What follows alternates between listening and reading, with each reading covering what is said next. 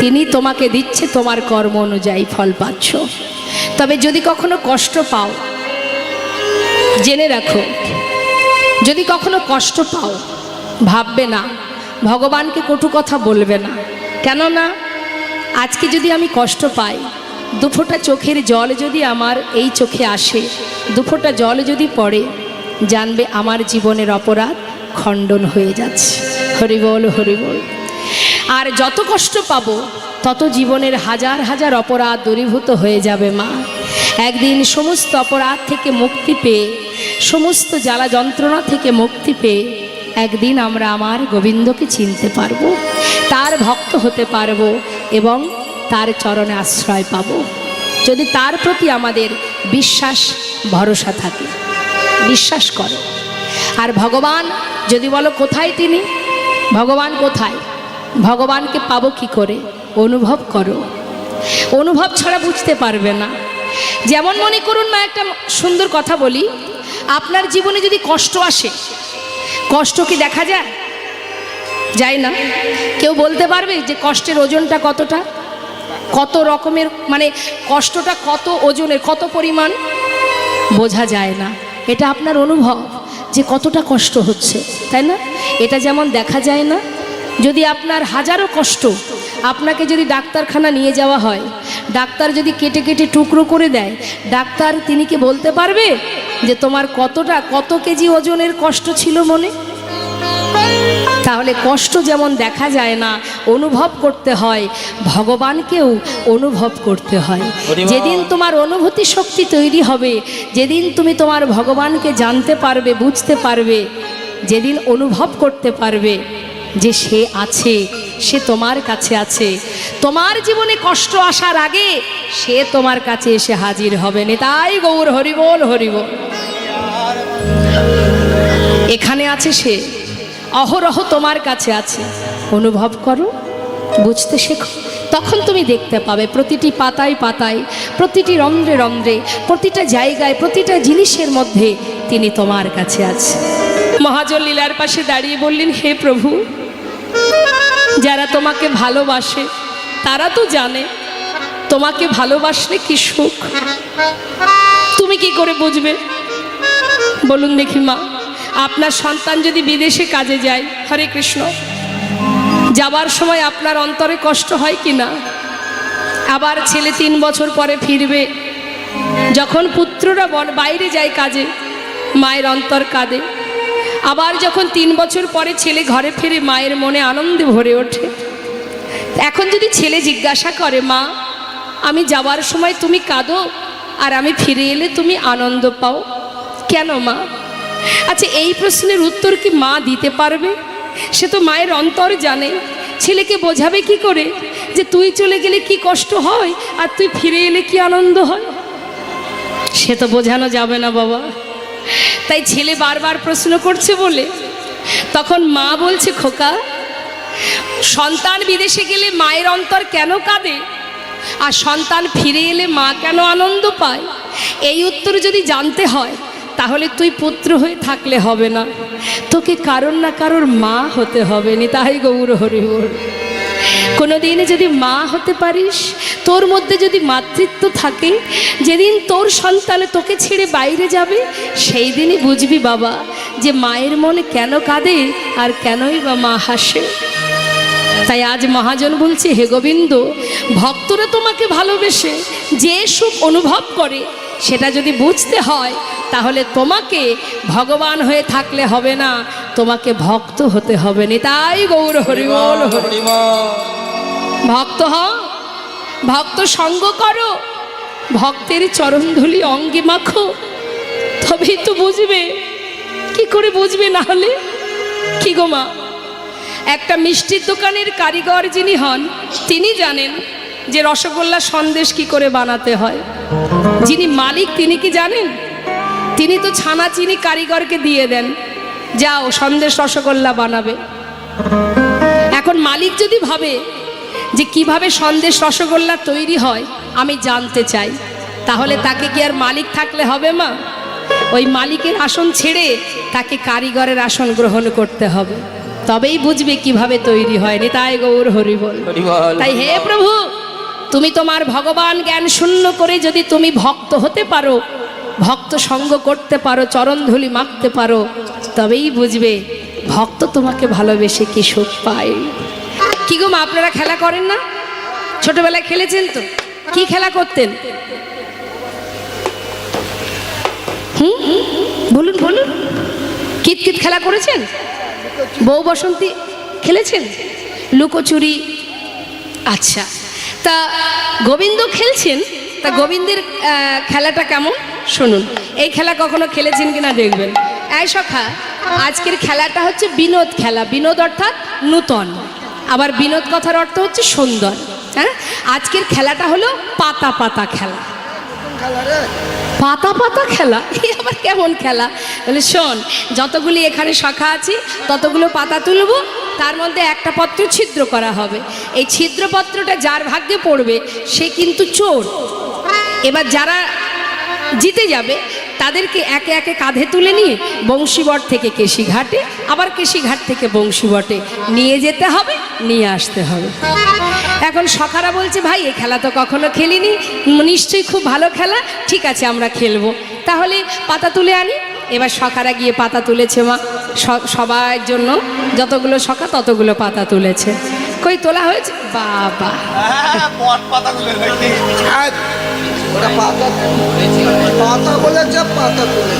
আচ্ছা শোন, এই যে পাতা তোলা হলো, এবার এর মধ্যে একটা পাতা আমি ছিদ্র করব। কেমন? এবার পাতা ছিদ্র করে তার মধ্যে মিশিয়ে নিয়েছে, নিয়ে এবার একে একে ডাকছে, নে সখা নে পাতা নে। বিনোদ খেলা, বিনোদ কই দেখি, দেখা।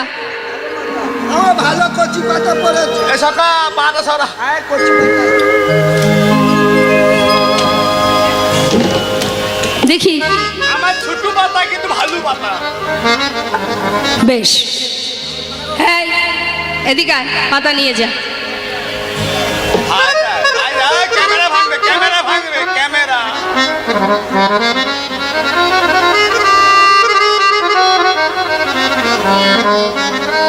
কই দেখি, হাত তুল, দাঁড়া দেখি, সবাই দেখুন তো ভালো পাতা কিনা। কই দেখি, ছিদ্র পাতা, ছিদ্র ভালো পাতা।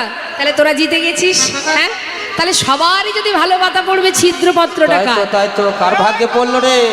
হ্যাঁ? এ কানাই, সবারই তো পাতা দেখলাম ভালো পাতা, কিন্তু তুই দেখাচ্ছিস না কেন? তোর পাতা কই? দেখা ভালো করে, ওই তো ঘুরে দেখাচ্ছিস। আমার এই দেখ, এই দেখ ভালো ওই তো পাতা। হাতে করে লুকাইছিস, ওরকম হবে না, ভালো করে দেখা। ওই তো কানাইয়ের ছিদ্র পাতা পড়েছে আজকের খেলাতে। কানাই চোর, কানাই চোর, কানাই চোর। যেই না বলেছে মা কানাই চোর, সকালে একসাথে বলে উঠলেন, ও কানাই তুই বিনে চোর কে হবে ভাই? তুই বিনে চোর কে হবে ভাই? তুই বিনে চোর কে হবে ভাই? চোর কে হবে? তুই বৃন্দাবনের ননি চোরা, তুই বিনে চোর কে হবে ভাই? বৃন্দাবনের নদী চোরা, তুই বিনে চোর কে হবে ভাই? এই, আমি চোর।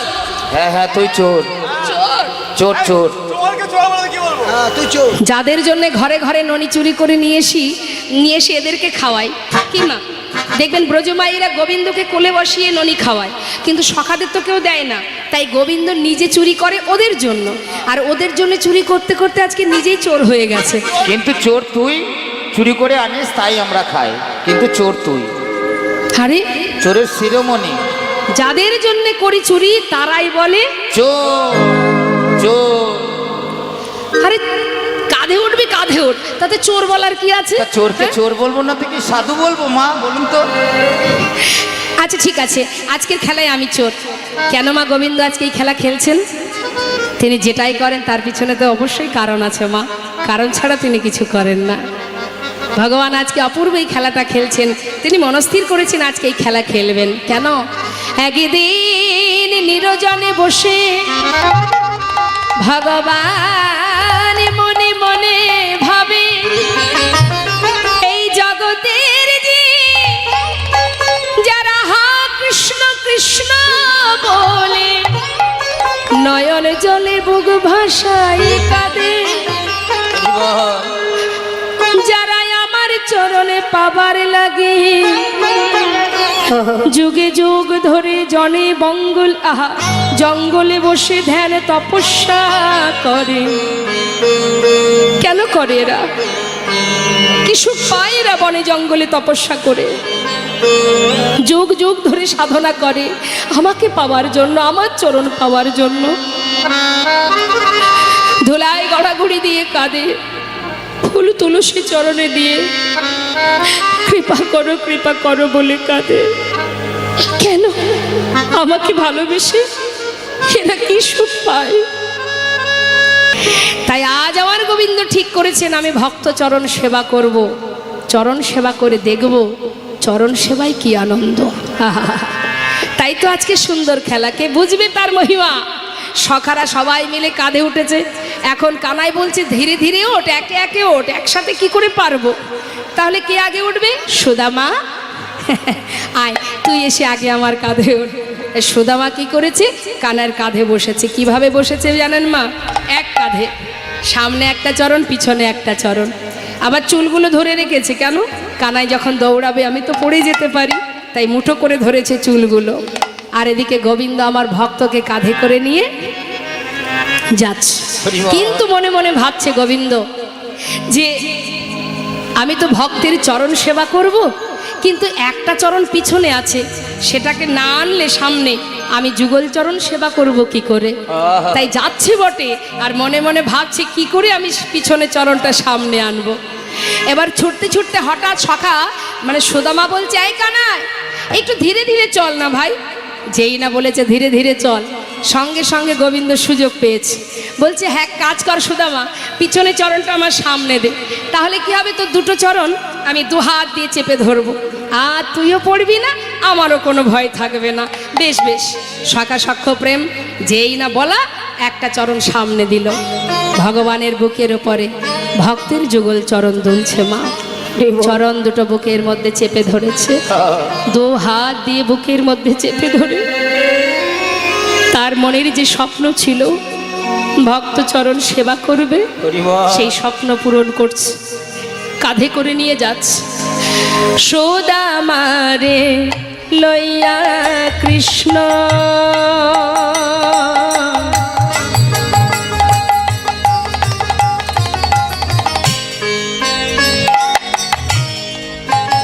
আজ করিল গমন। সুদামারে লইয়া কৃষ্ণ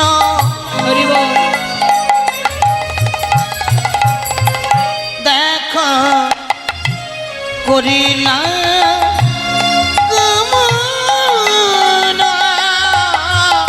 একটা পক্কয়ম্র বৃক্ষ তলে আসিয়া দাঁড়ালো। পক্কয়ম্র বৃক্ষ তলে দেখো আসিয়া দাঁড়ালো। আজি মন্দ মন্দ সেবা করে, মন্দ মন্দ সেবা করে ভক্তের যুগল চরণ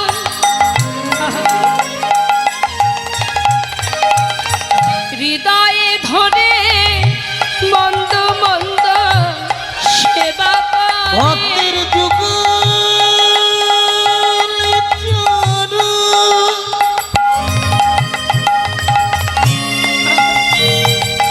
প্রভু আমার হৃদয়ে ধরে মন্দ মন্দ সেবা করে। আজ নয়নে জলে চরণ ধোয়ায়ে দিয়ে মন্দ মন্দ সেবা দুটি করে। নয়নে জলে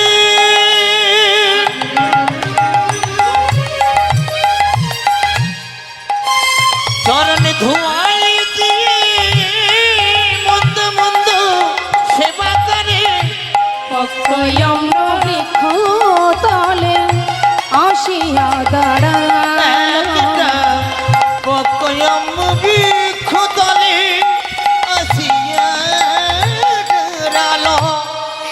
একটা পাকা আম গাছের তলায় এসে দাঁড়িয়েছে।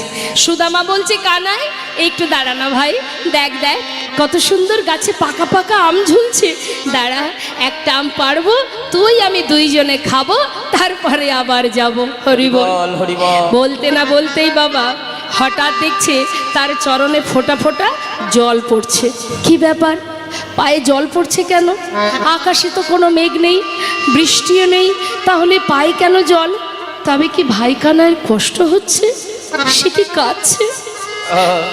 কানাই, আমার পায়ে জল এলো কি করে রে? কানাই বলছে, তা তো জানি না সুদামা।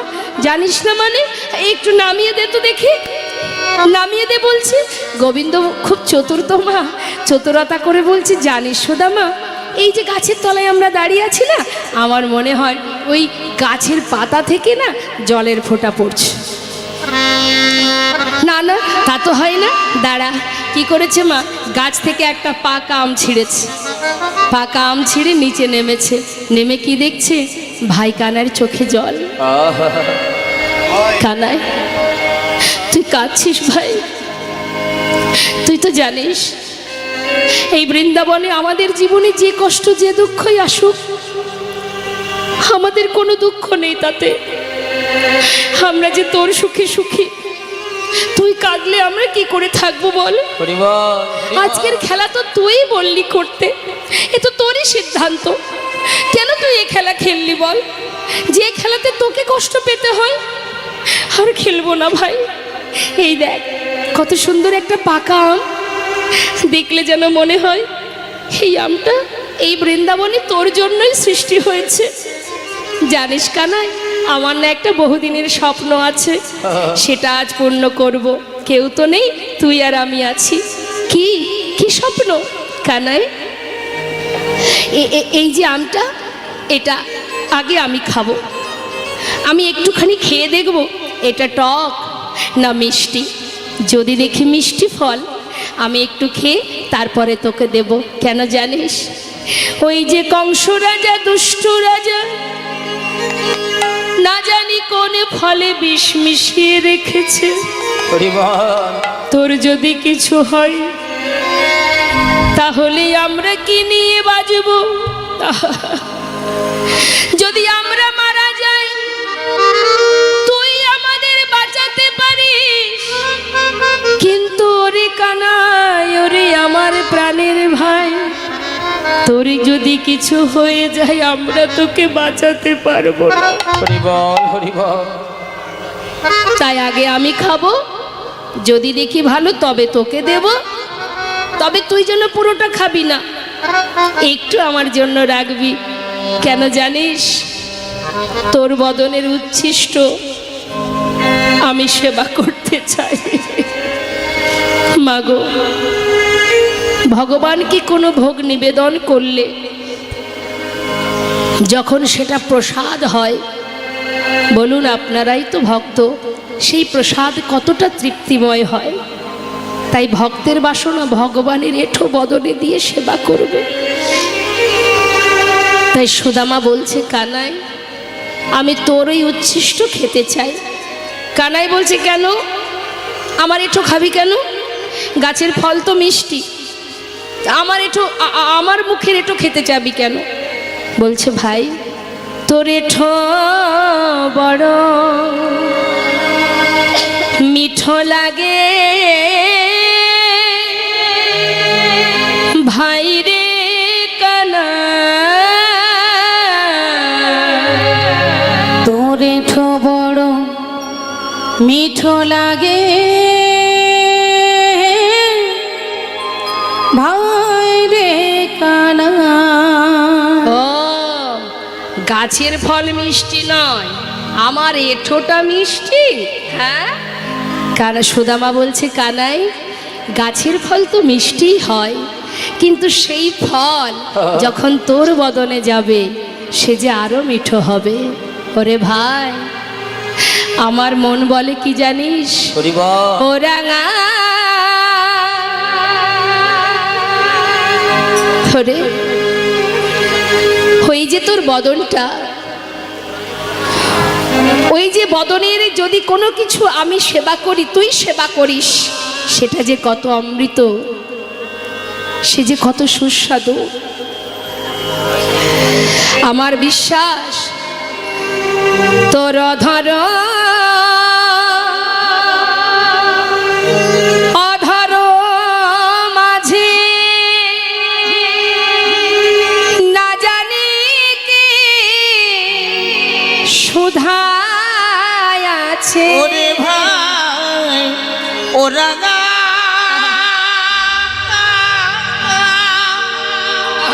ওই অধর মাঝে আর না জানি কি সুধা আছে। তাই খেতে খেতে আমার মুখ হতে তোকে দিতে হলো ভাই। তোরে তোরে ঠো যেন মিঠো লাগে ভাই রে কানা। তোরে ঠোবার মিঠু লাগে ভাই রে কানা। মা, গোবিন্দ তো কম চতুর নয়, ভক্তকে কিভাবে পরীক্ষা করছে দেখুন। সুদামা, তুই 2 বার খাবি আর আমি 1 বার খাবো? আগে খেয়ে আমাকে দিবি, আবার শেষে তোকে দিতে হবে? তা তো হবে না ভাই। আমাকে যদি তোকে দিতেই হয়, তাহলে বিনিময়ে তোকে কিছু দিতে হবে। আচ্ছা বল, তুই কি নিবি? হ্যাঁ, কি চাস বল? দেখ, আমার কাছে তো কিছু নেই কানাই। এই যে আমার মা ঘর থেকে আসার সময় আমার সারা গায়ে কত গহনা পরিয়ে দিয়েছে। ভাই, দেবার মতো বনে আর কি আছে বলে? এইগুলো তুই নিয়ে নে, সব কিছু নিয়ে নে, কিন্তু তোর উচ্ছিষ্ট আমায় দে ভাই। হরি বল হরি বল। এই উপহার নাও আমি খাইয়া আমাকে দাও। ভাই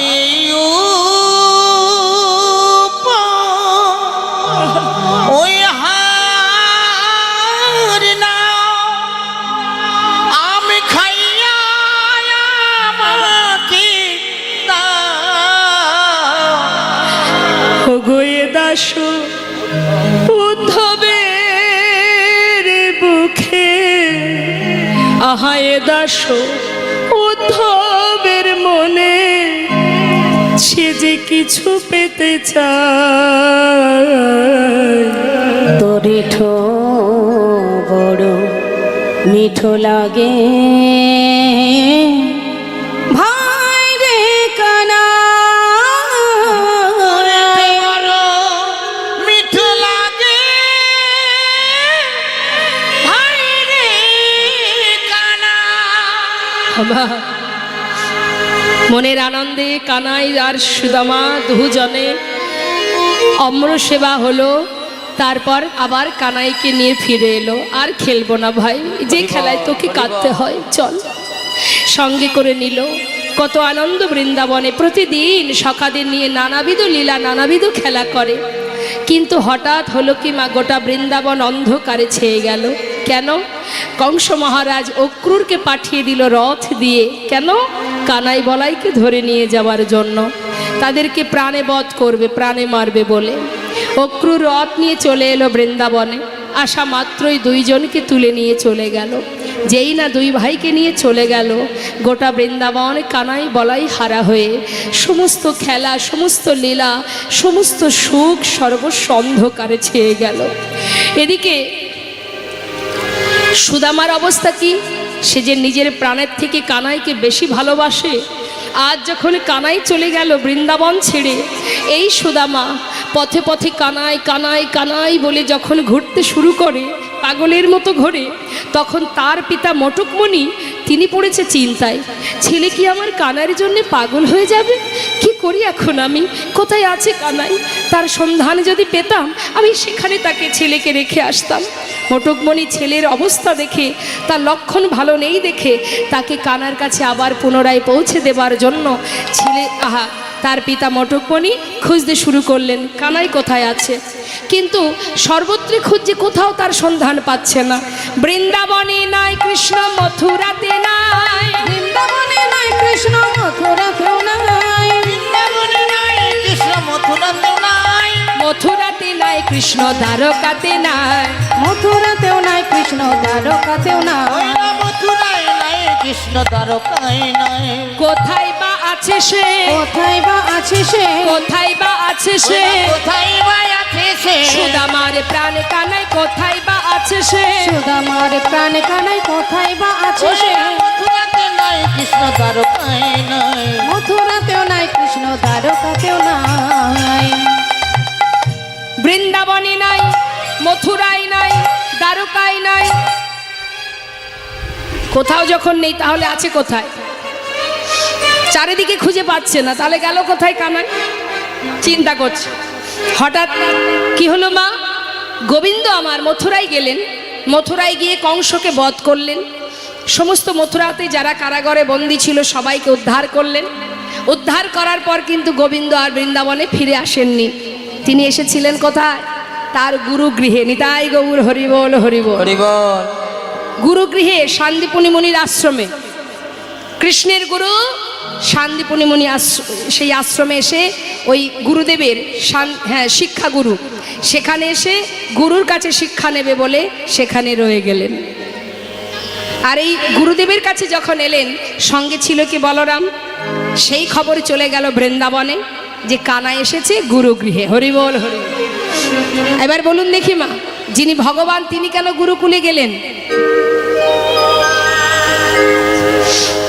আমরা এমনই সব জ্ঞানী ব্যক্তি, অনেকে বলে দীক্ষা শিক্ষা নিয়ে কি হবে? দীক্ষা নেওয়ার কোনো দরকার নেই। যদি দীক্ষা শিক্ষা না নিই তাতে কি আছে? আমি যদি সঠিক থাকি, ভুল কাজ না করি, সৎকর্ম করি, আমার দীক্ষার দরকার নেই। জেনে রাখবে, তুমি যদি গুরুমন্ত্র জপ না করো, আশ্রয় যদি না করতে পারো, তাহলে কোনোদিন তুমি গোবিন্দের ভক্ত হতে পারবে না। আশ্রয় তো করতে হবে বাবা। আশ্রয় না করলে বিষয় পাওয়া যায়? মনে করুন বাজার থেকে একটা আলমারি কিনবেন, আলমারিটা বিষয়, আর এই আলমারিটা কিনতে গেলে কাকে আশ্রয় করতে হবে? ভ্যান ভ্যান ভ্যানে কি আশ্রয় করতে হয় মা? টাকা। টাকা যদি না থাকে তুমি আলমারি পাচ্ছ না। অর্থাৎ আশ্রয়, অর্থাৎ টাকাটা হচ্ছে আশ্রয় আর আলমারিটা বিষয়। তার মানে কি, কোনো একটা জিনিস যখন তুমি কিনবে, যে কোনো জিনিস কিনতে গেলে তার জন্যে আশ্রয়ের প্রয়োজন। তাহলে আশ্রয় করলে বিষয় পাওয়া যায়। তুমি যদি আশ্রয় করতে না পারো, তাহলে বিষয় কি করে পাবে? আশ্রয় তোমাকে করতে হবে। এখনো অনেকে আছে দীক্ষা শিক্ষা তাদের হয়নি। ভগবান নিজে আচরণ করে জীবকে শিক্ষা দিলেন। আগে শিক্ষা অর্জন করো, শিক্ষা অর্জন করো, মন্ত্র জপ করো, তবেই তুমি গোবিন্দের কৃপা লাভ করতে পারবে। আজ দেখুন ভগবান কৃষ্ণ তিনি গুরুকুলে গেছেন শিক্ষা নেবার জন্য। আর সেই খবর যখন বৃন্দাবনে, তখন সুদামার বাবা দেরি না করে ছেলেকে নিয়ে যাচ্ছেন সেখানে, ছেলেকেও সেই গুরুকুলে রাখবেন বলে। আগেকার সময় তো এত আর স্কুল কলেজ ছিল না, ছিল কি?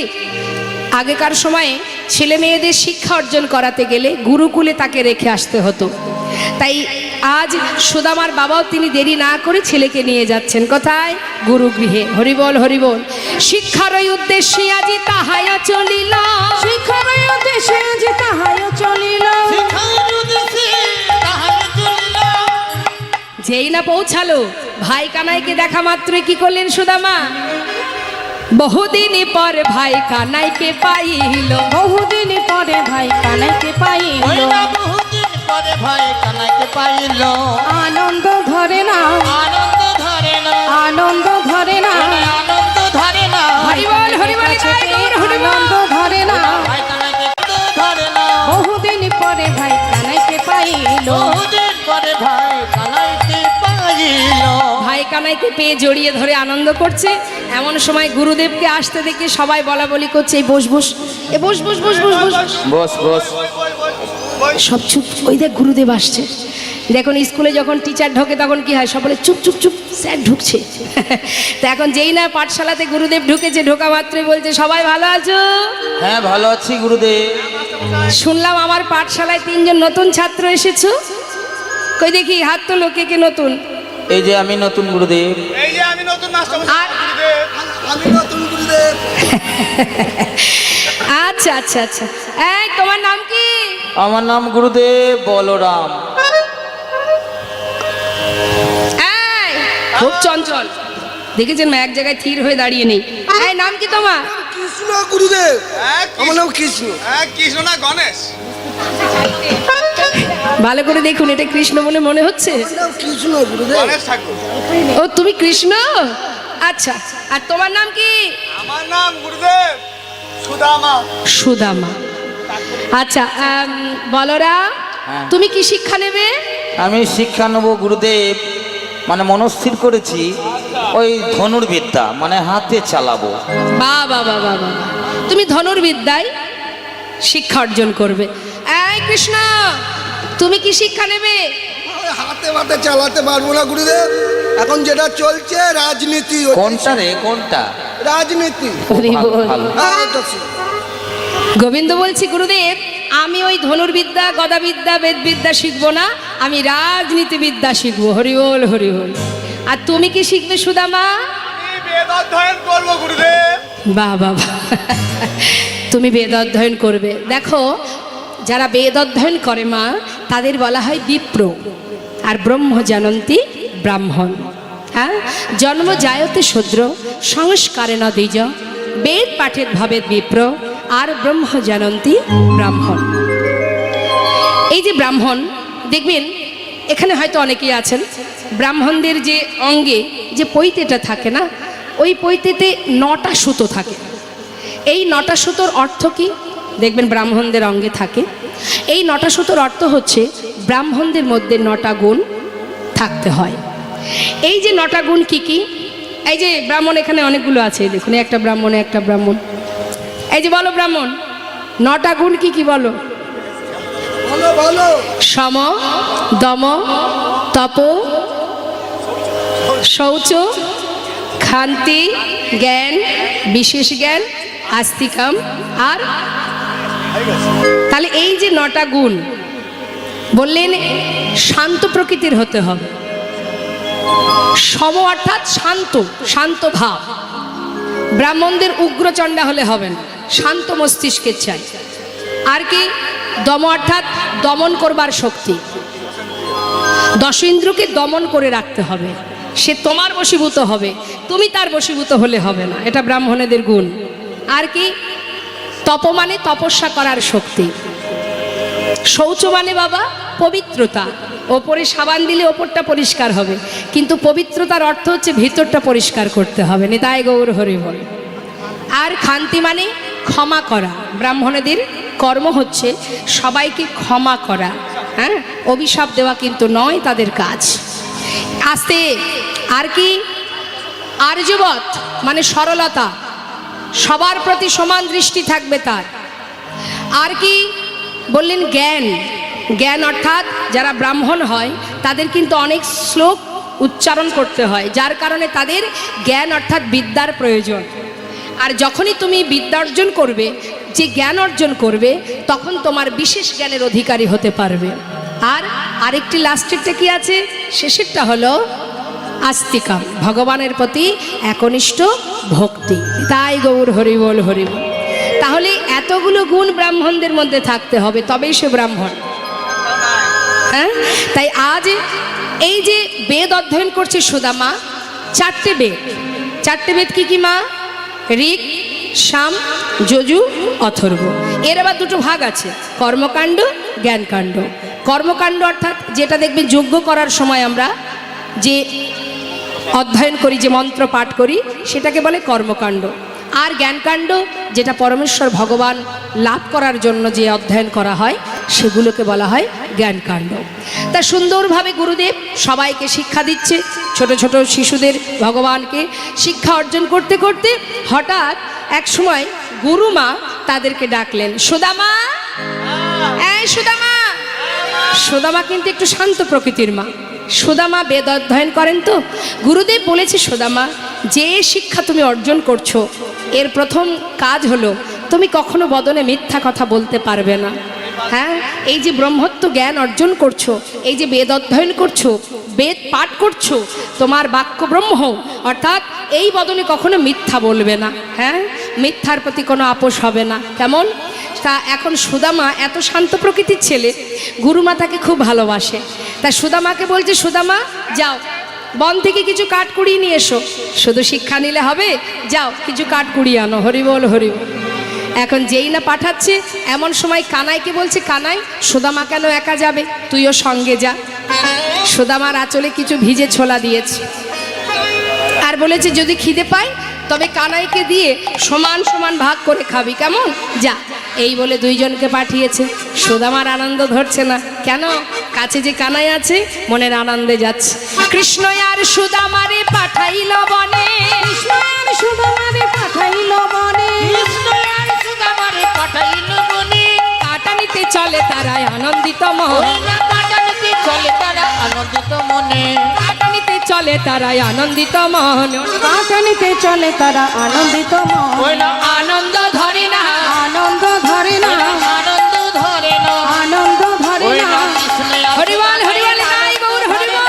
কৃষ্ণ আর সুদামারে আনন্দ ধরে না, হইল কাটা নিতে চলে তারা আনন্দিত মনে। কাটা নিতে চলে তারা আনন্দিত মনে। যেই না বনে পৌঁছালো, কাঠ কুড়াতে কুড়াতে কি হলো, হেন কালে হইল তাহার ঝড় ভয়ঙ্কর, ঝড় ভয়ঙ্কর, চারিদিকে ভরিল ঘন অন্ধকার, চারিদিকে ভরিল ঘন অন্ধকার। দেখতে দেখতে কি হলো মা, গোটা বনের মধ্যে অন্ধকার হয়ে গেল। আর কানায় সুদামা কেউ কাউকে কাছে পাচ্ছে না। কে কোথায় হারিয়ে গেছে। চিৎকার করে ডাকছে, সুদামা, কানা সুদামা, কানা সুদামা। কানা। ছুটতে ছুটতে একে অপরকে জঙ্গলের মধ্যে খুঁজতে খুঁজতে যেই না কানাইকে দেখেছে, এমন সময় উপরে তাকিয়ে দেখছে যে একটা ডাল কানাইয়ের কাঁধে এসে পড়বে। ছুটে গিয়ে সুদামা কানাইকে জড়িয়ে ধরে, যেই না জড়িয়ে ধরেছে, আর সেই ডাল ভেঙে পড়েছে সুদামার পিঠে। কানাইকে বাঁচিয়ে তুলেছে সুদামা। কানাই বলছে, বন্ধু, এত বড় গাছের ডাল ভেঙে পড়লো, হরিবল হরিবল। আর সকল কষ্টটা তুই একাই ভোগ করলি। এত ভালোবাসিস তুই আমায়। সুদামা বলছে, কানাই রে, তুই বুঝবি না আমি তোকে কত ভালোবাসি। যত সময় আমার দেহে প্রাণ আছে, তোর অঙ্গে এতটুকু আঁচল লাগতে দেব না ভাই। প্রচন্ড ঝড় বৃষ্টি তো মা, অনেক সময় ধরে বৃষ্টি হচ্ছে বলে তারা দুই ভাই একটা গাছে উঠে বসেছে। এখন যে গাছে বসে আছে, একজন বসেছে নিচের ডালে আর একজন বসেছে উপরে। উপরে বসেছে সুদামা। একভাবে বৃষ্টি হয়ে যাচ্ছে, তাই কি করেছে, অপেক্ষা করতে করতে হঠাৎ মনে পড়ে গেল যে মা যে আমাদের ছোলা পাঠিয়েছিল, একটু না হয় ছোলাই খাই। এই ভেবে যেই না আঁচল থেকে খুলে মুখে দিতে যাবে, হঠাৎ ভাবছে মা যে বলেছিল ভাইকে দিয়ে খেতে, কিন্তু কানাই তো নিচের ডালে, ওকে দেবো কি করে।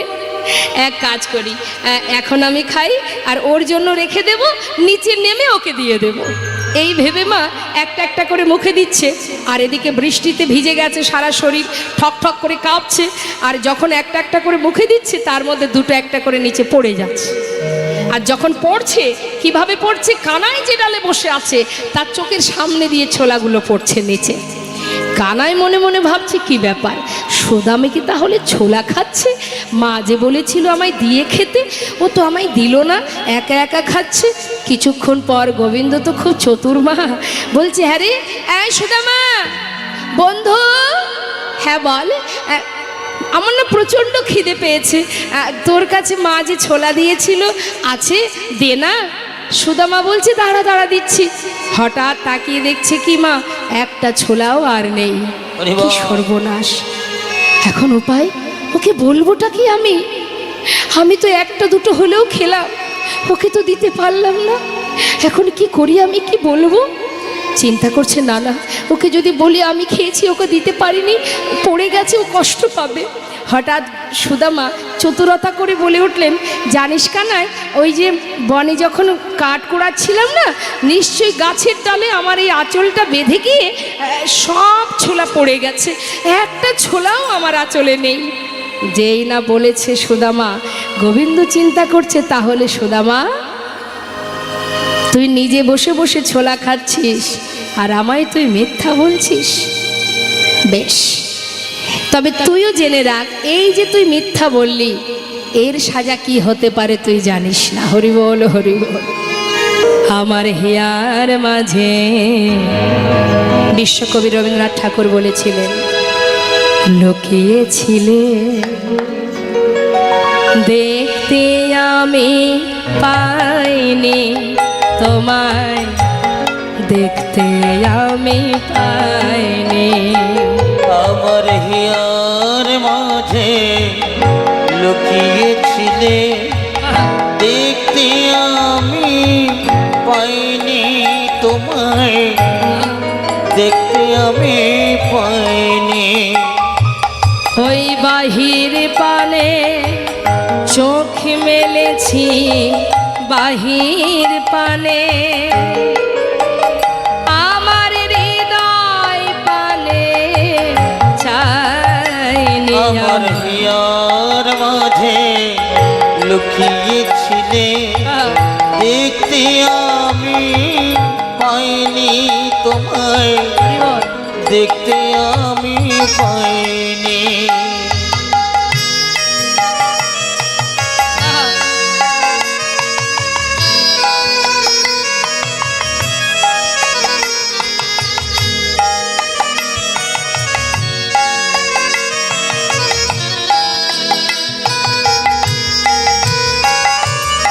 আমার সকল ভালোবাসায়, সকল আঘাত, সকল আশায়, আমার সকল ভালোবাসায়, সকল আঘাত, সকল আশায়।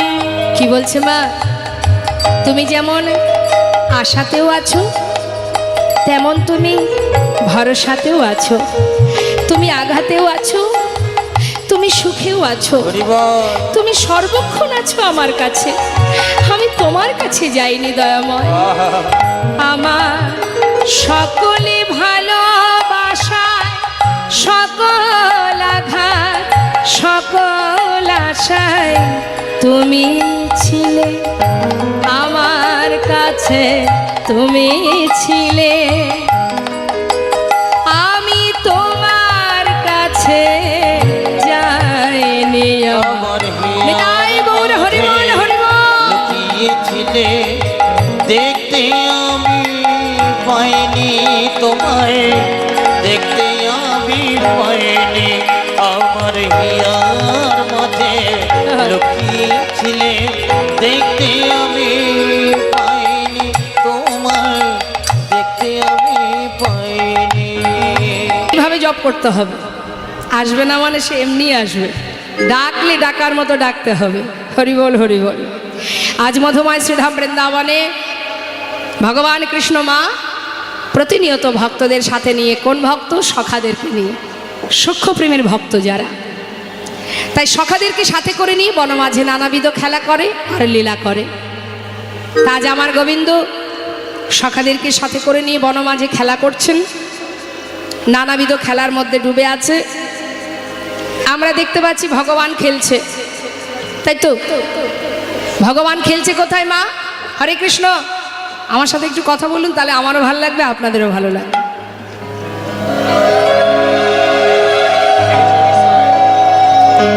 জেনে দেয়। তা আমরা দেখছি ভগবান কোথায় খেলছে মা? বৃন্দাবনে সখাদের নিয়ে। তাই তো, ছোট্ট বালক সেজে। তাহলে বাবা, এই যে খেলা তিনি খেলছেন, এটা তো চোখে আমরা দেখতে পাচ্ছি বৃন্দাবনে খেলা করছেন। আর যিনি চোখের আড়ালে খেলছেন, কে সে? গোলক ধামে বসে অনাদি আদি গোবিন্দ ভগবান, যিনি এই বিশ্ব ব্রহ্মাণ্ডটাকে নিয়ে খেলা করছে, তাই তো, তিনি খেলাচ্ছেন আর আমরা খেলছি। শুধুমাত্র লীলার কারণে যুগে যুগে এসেছেন গোবিন্দ, সত্য ত্রেতা দ্বাপর কলি। আস্তে আস্তে কথা বলবেন না। যুগে যুগে তিনি এসেছেন, নানাবিধ লীলা করেছেন, এটা তো শুধু লীলা করবার জন্য, কিন্তু প্রকৃত যে খেলা, তিনি তো আপন মনে নিরজনে বসে বসে গোলকধামে বসে বসে খেলছে। তারই খেলা দর্শন করে এই পৃথিবীতে যেভাবে সবাই খেলছে, সেই খেলাকে দর্শন করে একজন খুব গভীর নিগাড় ভক্ত, যিনি বিদ্রোহী কবি কাজী নজরুল ইসলাম তামাম, যিনি প্রকৃত খেলা করছেন আমাদের নিয়ে, বিধর্মী কাজী নজরুল ইসলাম শাস্ত্রে বললেন, ভগবানের ভক্ত যারা হয় তাদের কোনো আলাদা জাত থাকে না, তারা শুধুমাত্র ভগবানের দাস, এটাই তাদের আসল পরিচয়। তাই সেই নজরুল ইসলামের একটা গান আমি শোনাবো, কথাগুলো প্রত্যেকটা শব্দ একটু মন দেবেন না, আমি বুঝিয়ে দেব কি বলছি। খেলিছ এ বিশ্বলয়ে বিরাট শিশু আন মনে খেলিছ এই বিশ্বলয়ে বিরাট শিশু আন মনে খেলিছ। প্রলয় সৃষ্টি তব পুতুল খেলা, নিরজনে প্রভু নিরজনে খেলিছ এই বিশ্বলয়ে বিরাট শিশু আন মনে খেলিছ। কি বলছেন কথাটা? তুমি বিরাট শিশু, ছোটখাটো শিশু নও। কখনো প্রলয় করছো, কখনো সৃষ্টি করছো। এই প্রলয় আর সৃষ্টি তোমার কাছে একটা পুতুল খেলার মতো। হরিবল হরিবল। তা তিনি যে খেলছেন কোথায় বসে মা? আমাদের ধরা ছোঁয়ার বাইরে। সেখানে পৌঁছাতে গেলে ভজন প্রখর হতে হবে। কি বলছে? শূন্যে মহা আকাশে তুমি মগ্ন লীলা বিলাসে। শূন্যে মহা আকাশে তুমি মগ্ন লীলা বিলাসে। শূন্যে মহা আকাশে তুমি মগ্ন লীলা বিলাসে। ভাঙিছ গড়িছ নীতি ক্ষণে ক্ষণে, নিরজনে প্রভু নিরজনে খেলিছ এই বিশ্বলয়ে বিরাট শিশু আন মনে খেলিছ। মা, ভগবান যে খেলছেন, কি নিয়ে খেলছেন? আমরা যেমন খেলা করি, অনেক খেলনা আছে না আমাদের মা? হ্যাঁ, কত খেলা, কিতকিত খেলা, লুডো খেলা, ব্যাট বল খেলা, হ্যাঁ। কিন্তু ভগবানের খেলনাগুলো কি? শুনুন মন দিয়ে, কি বলছি কাজী নজরুল ইসলাম। হে প্রভু, হে জগতেরও না, হে জগৎ পিতা, তোমার খেলনা তারকার বিশ্বসী খেলনা তব। হে দাসী পড়িয়া আছে রাঙা পায়ের কাছে, রাশি রাশি তারকার বিশ্বসী খেলনা তব। হে উদাসী